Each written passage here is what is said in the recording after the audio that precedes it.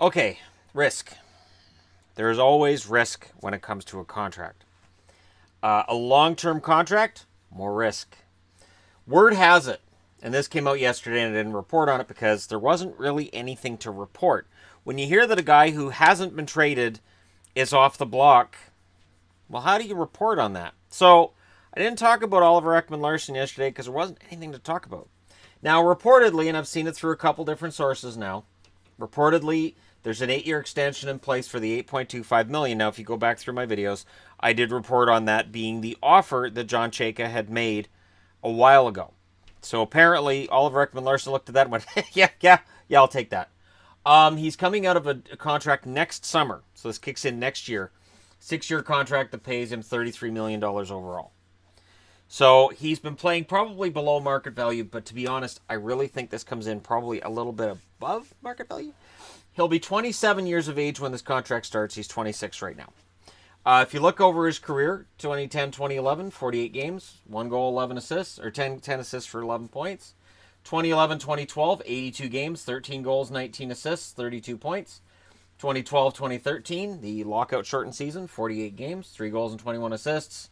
13-14, 80 games played, 15 goals, 29 assists, 44 points. 14-15, 82 games, 23 goals, 20 assists, 43 points. 2015-16, 75 games, 21 goals, 34 assists, 55 points.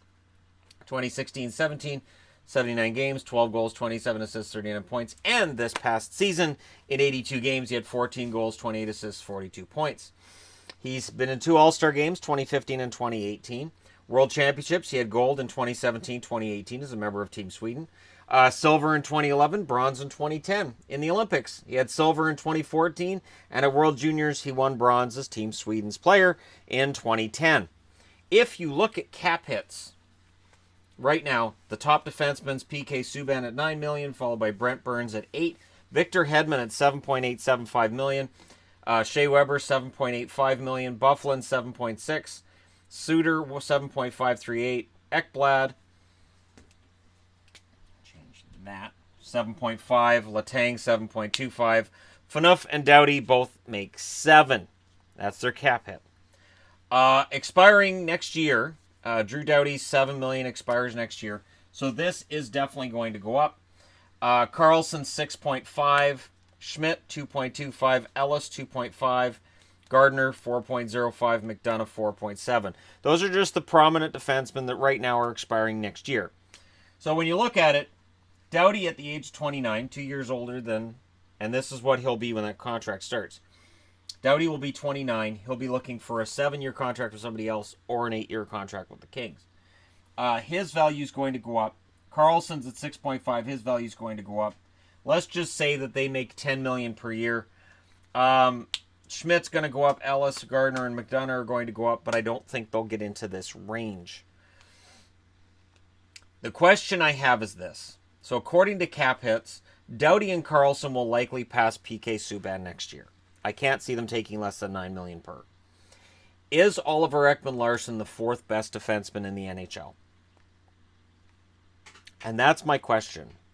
Because when you look at the contracts of guys like Brent Burns and Victor Hedman, I'm kind of surprised he's making more money. And that was the offer. Usually a GM will see if they'll work at maybe a bit of a lower cap hit. And I understand Arizona has a lot of cap space. But the happiest guys right now are Drew Doughty and Erik Karlsson. Because if that's the contract that he's got, they're like, okay, so we're worth at least 10. Ekman-Larsson's never been nominated for the Norris Trophy. He's a 20-goal scoring defenseman. He may have more offense in him than this 42 points this year shows.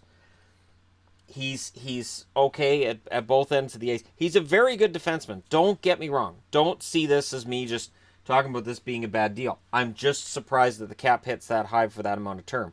Because at the end of this, he's 35. So the odds of this contract maybe becoming a bit of an albatross 4 years in, it's there.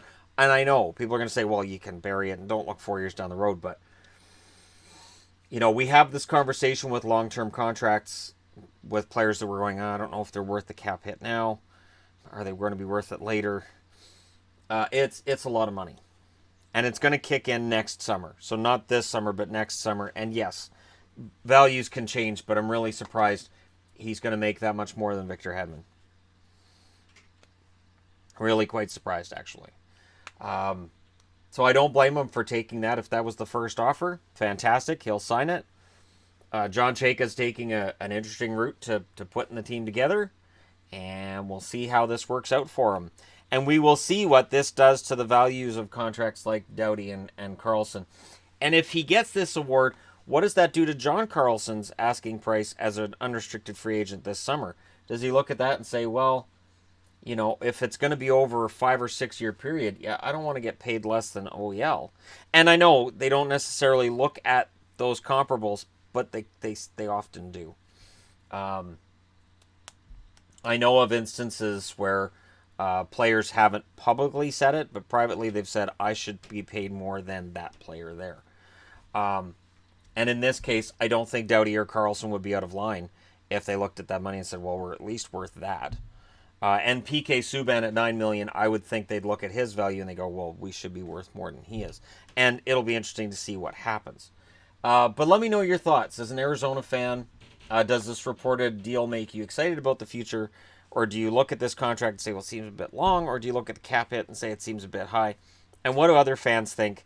Is this a wise investment? Because remember, this contract has one more year left. So what they're saying is Oliver Ekman Larsson will be a member of the Arizona Coyotes for the next 9 years. It's a long, long time. But anyways, let me know your thoughts. Hit like and subscribe if you're browsing your way through. You've just happened upon this video, and I'll talk to you again soon.